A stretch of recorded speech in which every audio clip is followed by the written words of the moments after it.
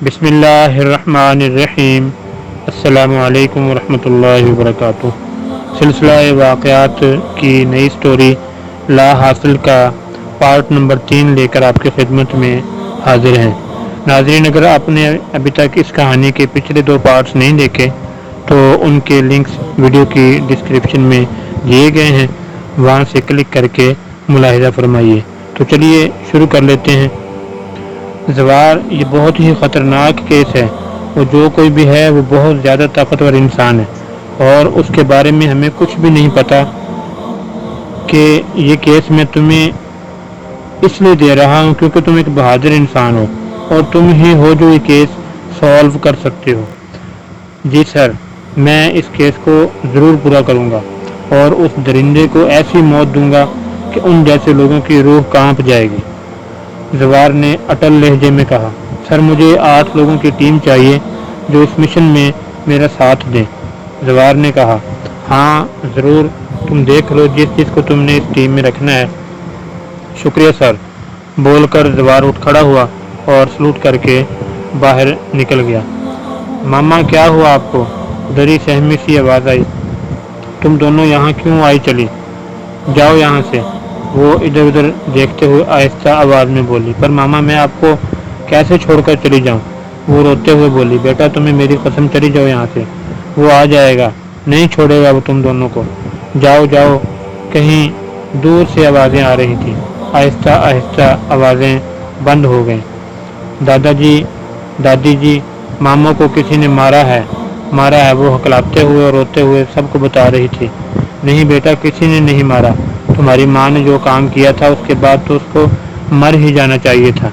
وہاں بیٹھی ہوئی ایک عورت نے نحوست سے کہا، میری ماما کو اس نے مارا ہے، کوئی آدمی تھا۔ ماما بہت چلا رہی تھی، وہ بول رہی تھی کہ مت مارو مجھے، یہ بھی تھی میرے ساتھ۔ اس نے وہاں پر کھڑی ایک لڑکی کی طرف ہاتھ سے اشارہ کرتے ہوئے کہا، یہ جھوٹ بول رہی ہے، میں اس کے ساتھ نہیں تھی۔ اس نے صاف انکار کرتے ہوئے کہا۔ وہ بچی چپ ہو گئی۔ تم جھوٹ بول رہی ہو، تم تھی میرے ساتھ۔ دادا جی، دادی ماں، میرا یقین کریں، میری ماما وہ اونچا اونچا رو رہی تھی۔ وہیں پر دور کھڑا لڑکا بھی اس کی حالت دیکھ کر رو رہا تھا۔ لے کر جاؤ اسے یہاں سے، ماں کی موت کا غم ہے اس لیے یہ ایسی حرکتیں کر رہی ہے۔ ماما میری ماما کو بچا لو، بچا لو، بچا لو۔ عنایہ بچے کیا ہوا؟ عنایہ کمرے کی بالکونی میں کرسی پر بیٹھی سو رہی تھی اور کچھ بڑبڑا رہی تھی، وہ پسینے سے بھیگی ہوئی تھی۔ تبھی سلمہ بیگم نے اس کے کندھے پر ہاتھ رکھا۔ ماما، تبھی وہ گھبرا کر اٹھ گئی۔ کیا ہوا بیٹی، کوئی خواب دیکھ لیا؟ عنایہ اٹھی اور آس پاس دیکھا اور خود کو سنبھالا، اپنے منہ پر ہاتھ پھیرتے ہوئے خود کو نارمل کیا اور سلمہ بیگم کی طرف دیکھا۔ آپ کو کوئی کام تھا؟ اس نے ان کی طرف دیکھ کر کہا، میں تو تمہیں دیکھنے آئی تھی، تم ٹھیک ہو نا؟ سلمہ بیگم نے اس کی طرف دیکھ کر پوچھا۔ میں ٹھیک ہوں، آپ پلیز یہاں سے جائیں، عنایہ نے کہا۔ پر عنایہ تم کسی سے بات کیوں نہیں کر رہی؟ کیا بات ہے، کیا ہوا ہے؟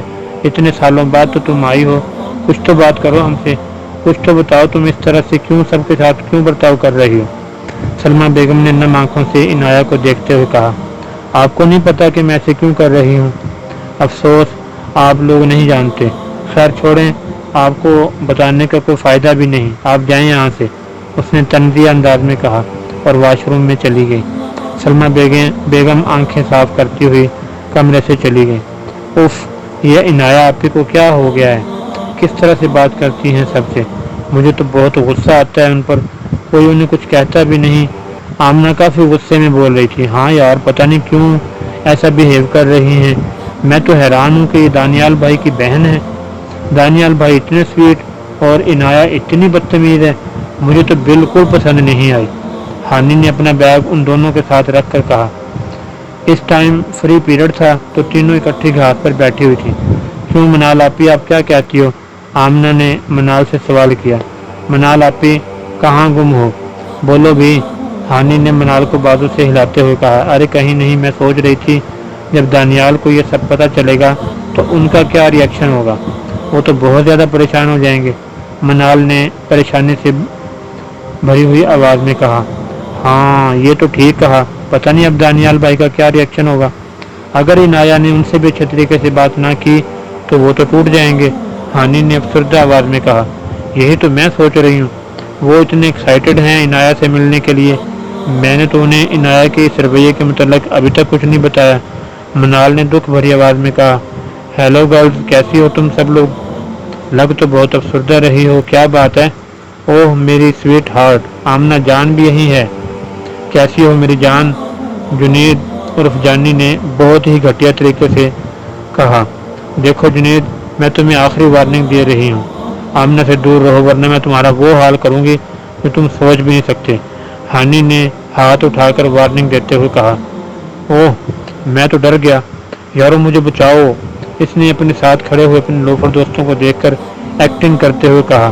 تم میرے اور آمنہ کے درمیان آنے کی کوشش بھی مت کرنا ہانی میڈم، جنید نے سرد انداز میں تو جواب میں۔ ہانی غصے سے آگے بڑھنے لگی تو منال نے اسے روک لیا۔ بس کرو ہانی اور چلو یہاں سے۔ ان دونوں نے جب آمنہ کو دیکھا تو وہ بے آواز رو رہی تھی۔ ارے آمنہ ڈول، کیا ہوا؟ منال نے آمنہ کا منہ اوپر کرتے ہوئے کہا۔ اب تو مجھے اس سے بہت ڈر لگتا ہے، کتنا گندا انسان ہے یہ، آمنہ نے روتے ہوئے کہا تو منال نے آمنہ کو گلے سے لگا لیا۔ ہم ہیں نا تم دونوں کے پاس، تم دونوں چپ کر جاؤ، منال نے دلاسا دیتے ہوئے کہا۔ ارے ایسے کیسے کچھ کرے گا وہ میری ڈول کے ساتھ، اس کے ٹکڑے ٹکڑے کر دوں گی میں، ہانی نے فل غصے میں کہا۔ آمنہ نے رونا جاری رکھا۔ ارے میری ڈول کیا ہوا، کیوں آج ہی ندی بہانے کا ارادہ ہے؟ ہانی نے کہا۔ ہانی آپ لوگوں کو پتہ بھی نہیں کہ مجھے کتنی بھوک لگی ہوئی ہے۔ یہ سن کر وہ دونوں زور زور سے ہنسنے لگیں۔ انہیں پتہ تھا کہ آمنہ کسی بھی چیز کے بنا رہ سکتی ہے لیکن کھانے کے بغیر وہ زندہ نہیں رہ سکتی، اور روتے وقت تو اسے زیادہ بھوک لگتی ہے۔ اوہ سوری میری موٹو، اٹھ چل، کینٹین میں چل کے کچھ کھا کے آتے ہیں، ہانی نے کہا۔ اس طرح وہ تینوں کینٹین کی طرف چلی گئیں۔ جنید اس یونیورسٹی کا غنڈہ ہے کیونکہ وہ ایک امیر باپ کی بگڑی ہوئی اولاد ہے جسے ہر چیز سونے کے ڈبے میں ملی ہوتی ہے۔ وہ اپنی گرل فرینڈ ہر مہینے بدلتا ہے۔ اس بار اس کی نظر آمنہ پر ٹکی۔ جب سے آمنہ یونیورسٹی میں آئی تھی تب سے جنید اس کے پیچھے پڑا ہوا تھا۔ انہوں نے گھر میں کسی کو اس وجہ سے نہیں بتایا کہیں ان کا یونیورسٹی آنا بند نہ کر دیں۔ دادا جی عنایہ کمرے سے تیار ہو کر باہر نکلی۔ آج اس نے جینز کے اوپر سفید اپر پہنا ہوا تھا اور موبائل جینز کی جیب میں ڈالا ہوا تھا۔ کہاں جا رہی ہو عنایہ؟ جیسے ہی وہ مین دروازے سے باہر نکلی تو پیچھے سے سلمہ بیگم کی آواز آئی۔ کہیں بھی جاؤں آپ سے مطلب، عنایہ نے بدتمیزی سے کہا۔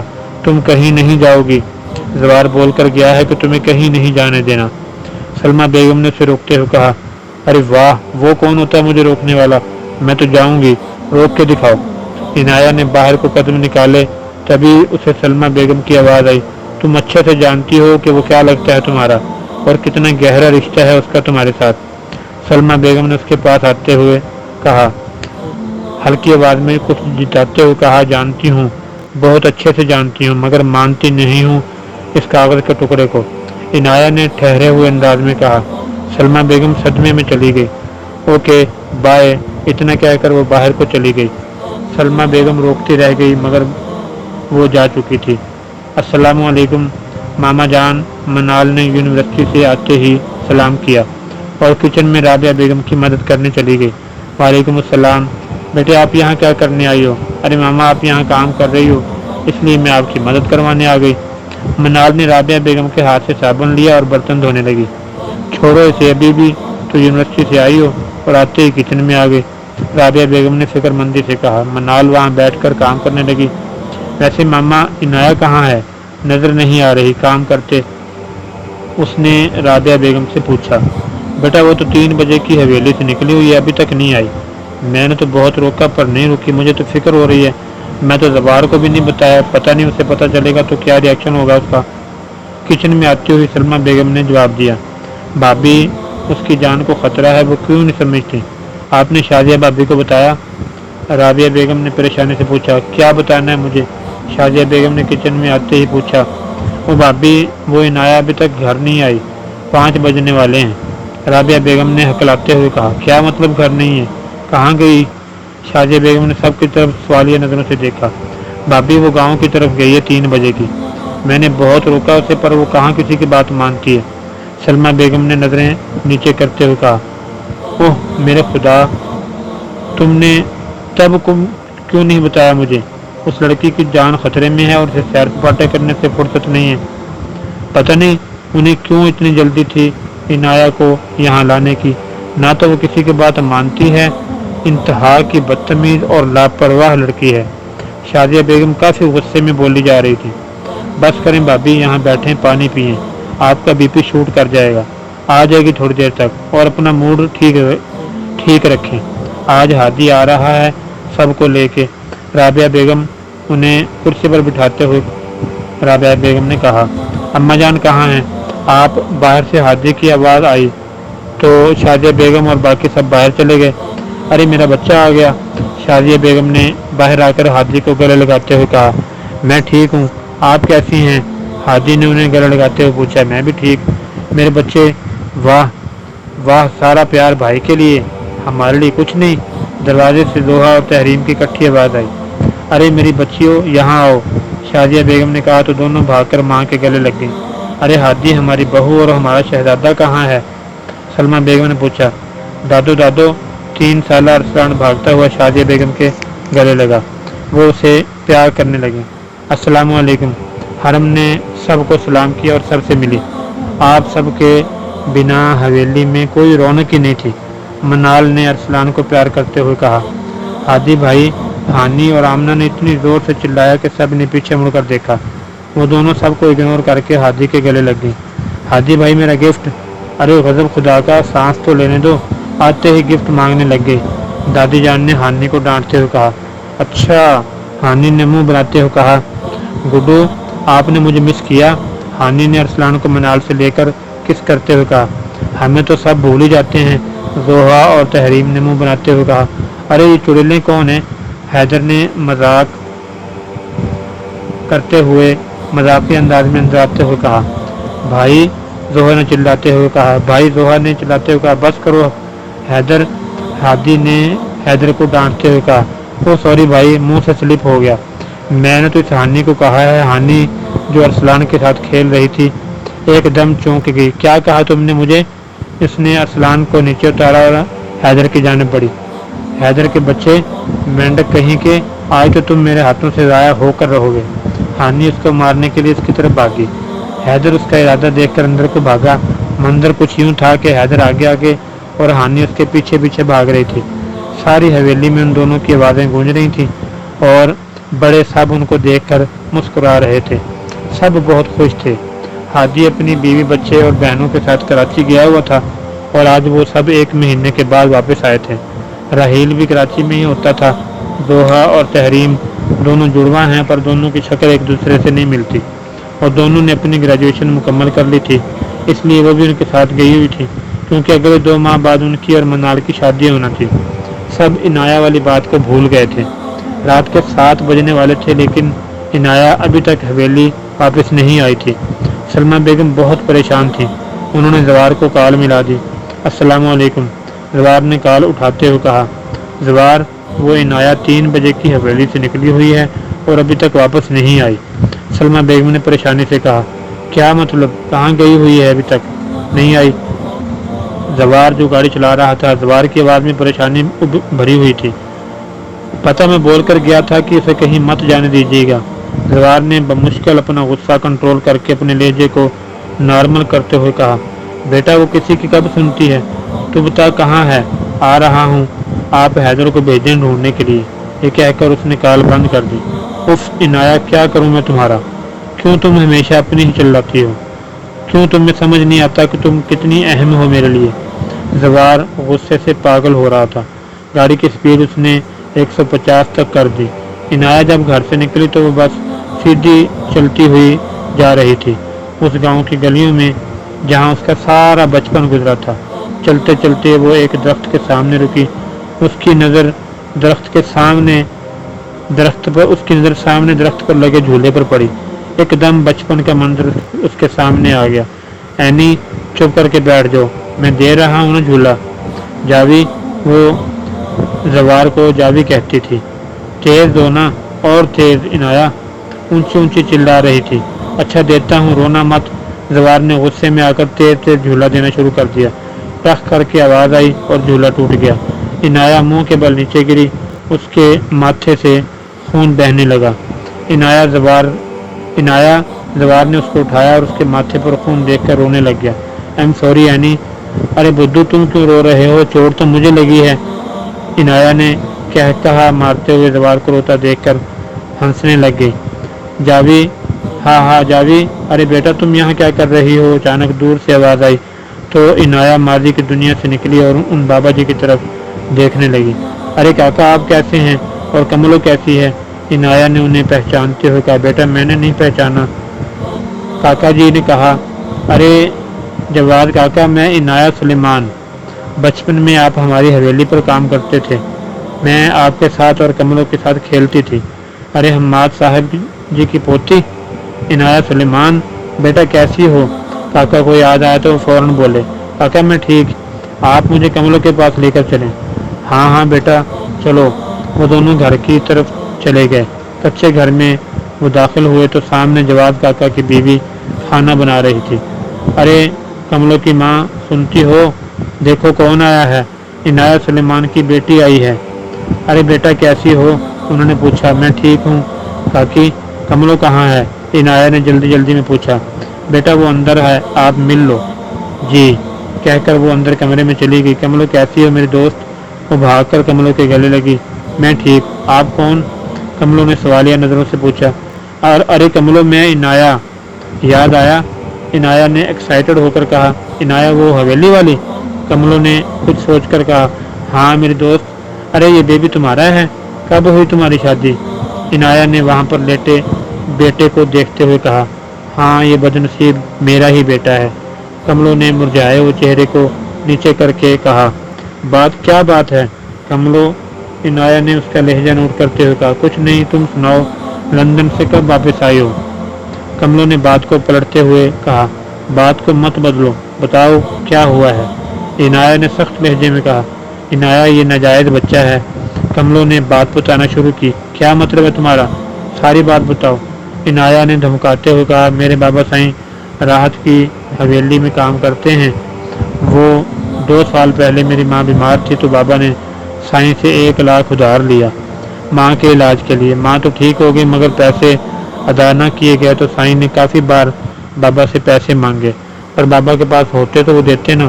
اس لیے جس دن میری شادی تھی اس دن سائیں کے بیٹے نے مجھے کڈنیپ کر لیا اور میری عزت کو داغدار کر دیا۔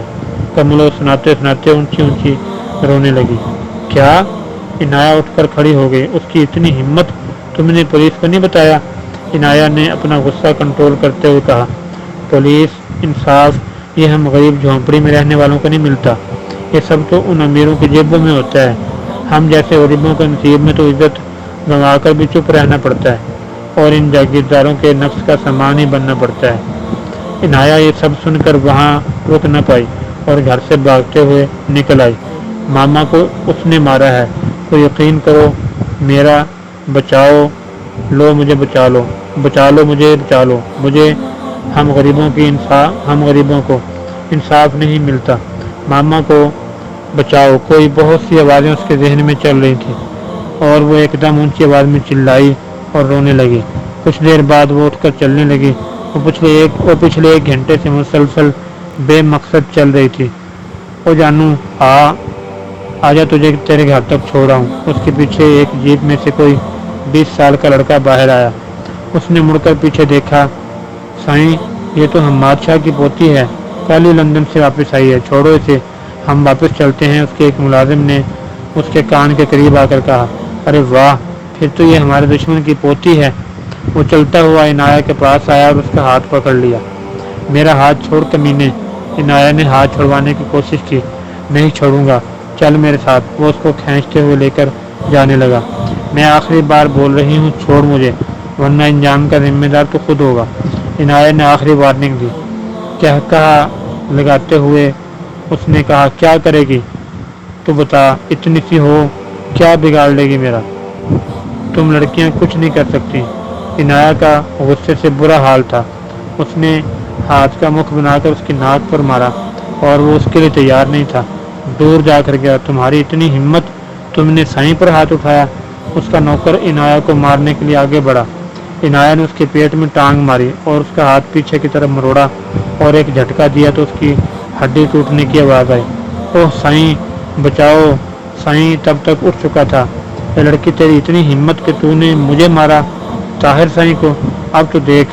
وہ عنایہ کی طرف لپکا۔ عنایہ نے اس کو ایک فلائنگ کک ماری اس کے پیٹ میں، وہ وار نہ سہ سکا اور نیچے گر گیا۔ عنایہ نے آؤ دیکھا بتاؤ اس کو اتنا مارا، تمہاری ہمت کیسے ہوئی مجھے ہاتھ لگانے کی؟ کسی لڑکی کی طرف آنکھ اٹھا کر بھی کیسے دیکھا؟ وہ مارتے مارتے بولتی جا رہی تھی۔ عنایہ یہ کیا کر رہی ہو؟ حیدر نے آ کر عنایہ کو اور مارنے سے روکا، پکڑ کر سائڈ پر کیا۔ حیدر چھوڑو مجھے، میں نہیں چھوڑوں گی، اس نے کیسے مجھے مارا؟ بس کرو عنایہ، ہادی نے آ کر اسے چپ کرواتے ہوئے کہا۔ تب تک وہ دونوں جیپ لے کر چلے گئے۔ آپ دونوں کی وجہ سے وہ کمینہ ہاتھ سے نکل گیا۔ اب وہ ان دونوں کے اوپر چلا رہی تھی۔ بس ریلیکس جھانسی کی رانی، حیدر نے اسے چپ کرواتے ہوئے کہا۔ عنایہ نے آنکھیں بند کر کے لمبی لمبی سانسیں لے کر خود کو نارمل کیا۔ ایم سوری ہادی بھائی، میں آپ پر چلائی۔ عنایہ نے ہادی سے معافی مانگی۔ کوئی بات نہیں، چلو گھر چلتے ہیں، سب انتظار کر رہے ہوں گے، ہادی نے دونوں کی طرف دیکھتے ہوئے کہا۔ تو سب جا کے گاڑی میں بیٹھ گئے۔ ویسے عنایہ تمہیں فائٹ کرنا بھی آتی ہے؟ حیدر نے عادت سے مجبور ہوتے ہوئے سوال کیا۔ کر ہی لیا۔ ہاں، لندن میں میں نے 2 مرتبہ 6 ماہ کا کورس کیا تھا کراٹوں کا، اور آخر میں مجھے بیسٹ فائٹر کا سرٹیفکیٹ بھی ملا تھا، عنایہ نے جواب دیا۔ عنایہ پر اس کی کیا ضرورت تھی؟ ہادی نے کہا۔ ہادی بھائی، جب ہر راستے پر اپنی عزت کی رکھوالی خود کرنی ہو تو یہ سب سیکھنا پڑتا ہے۔ عنایہ اپنے ہاتھ کا زخم دیکھتے ہوئے بولی۔ ہادی بولنے ہی والا تھا کہ حویلی کا دروازہ کھلا اور گاڑی اندر داخل ہو گئی۔ وہ سب گاڑی سے نکل کر اندر کی جانب بڑھ گئے۔ سامنے سب پریشان انہیں کا انتظار کر رہے تھے۔ سلمہ بیگم کی نظر اندر آتی ہوئی عنایہ پر پڑی۔ عنایہ میری بچی، سلمہ بیگم نے بھاگ کر اسے گلے سے لگایا۔ شکر ہے خدا کا تم صحیح سلامت گھر واپس آ گئے۔ یہ کوئی ٹائم ہے گھر واپس آنے کا؟ غضب خدا کا، جوان جان لڑکی ہو تم، اور رات کے 8 بجے تم واپس آ رہی ہو۔ کچھ ایسا ویسا ہو جاتا تو کیا جواب دیتے ہم سب لوگوں کو؟ دادی جان کی کڑکدار آواز حال میں گونج رہی تھی۔ عنایہ نیچے منہ کر کے سب سن رہی تھی، جیسے وہ کسی اور سے بات کر رہی ہو۔ اماں جان چھوڑیں اس سب کو، چلو عنایہ اندر۔ سلمہ بیگم نے عنایہ کا ہاتھ پکڑا تو اس کی ہلکی سی چیخ نکلی۔ ارے یہ کیا ہوا ہاتھ کو؟ رابعہ بیگم نے اس کا ہاتھ پکڑتے ہوئے کہا۔ اتنی گہری چوٹ کیسے لگی؟ وہ چچی، عنایہ کچھ بولنے ہی والی تھی کہ پیچھے سے زنیرہ بیگم کی آواز آئی۔ ارے یہ کیا بتائے گی؟ میں بتاتی ہوں سب کو۔ زنیرہ بیگم زونیہ کے ساتھ اندر دادی جان کی طرف بڑھی۔ سب حویلی والے ان کی طرف متوجہ تھے۔ عنایہ بھی آگے بڑھی۔ اب دیکھنا بھائی یہ کیسا فساد بڑھواتی۔ حیدر نے ہادی کے کان کے قریب جا کر کہا۔ بری بات حیدر۔ ہادی نے حیدر کو تیز نظروں سے دیکھا۔ اماں جان، سارا گاؤں ہم پر تھو تھو کر رہا ہے کہ شاہ خاندان کی بیٹی اس طرح کی گھٹیا حرکت کر کے آئی ہے۔ زنیرہ بیگم نے عنایہ کی طرف دیکھ کر کہا۔ اچھا جی، تو کیا گھٹیا حرکت کی ہے میں نے؟ عنایہ سے زیادہ دیر برداشت نہ ہوا تو بول پڑی۔ کیا بات ہے زنیرہ، صحیح سے بتاؤ، پہیلیاں کیوں بھجوا رہی ہو؟ دادی جان نے کہا۔ اماں جان، یہ آج راحت سائیں کے بیٹے طاہر سائیں کو مار کر آئی ہے، اس کے نوکر کو بھی مارا ہے اس نے، وہ ICU میں ہے۔ زنیرہ بیگم نے سب کے سر پر بم پھوڑا۔ یہ کوئی گھٹیا حرکت نہیں ہے۔ عنایہ نے اپنے ہاتھ سے بال پیچھے کرتے ہوئے کہا۔ سب کے سب شوق میں تھے۔ کیا تمہارا دماغ تو ٹھیک ہے؟ نہ یہ کیا کر کے آئی ہو؟ دادا جان جو ابھی زمینوں سے ہو کر آئے تھے، حویلی آنے سے پہلے کچھ لوگوں نے انہیں یہ سب بتا دیا تھا۔ دروازے سے اندر آتے ہوئے دھاڑے۔ سب کے سب دادا جی کو اتنے غصے میں دیکھ کر چپ ہو گئے۔ تمہیں پتہ ہے کہ ہماری دشمنی ہے ان لوگوں سے، تم نے پھر بھی طاہر کو مارا؟ چھوٹے تایا جان نے کہا۔ ابا جی، آپ پہلے عنایہ کی بات تو سن لیں، کوئی وجہ ہو گئی ہوگی یہ سب کرنے کی۔ ریان صاحب نے کہا۔ بولو بھی، کیا منہ کو الفی لگ گئی ہے؟ پہلے تو تمہاری زبان ہی بند نہیں ہوتی تھی، بالکل اپنی ماں پر گئی ہو منحوس۔ زنیرہ بیگم نے نحوست سے کہا۔ بس بہت ہو گیا، عنایہ کی برداشت کی حد ختم ہو گئی تھی، اور آپ اپنی گندی زبان سے میری ماں کا نام مت لیجیے گا، میں آپ کو بہت اچھے سے جانتی ہوں۔ عنایہ نے ہر لفظ کو دبا دبا کر طنزیہ انداز میں کہا۔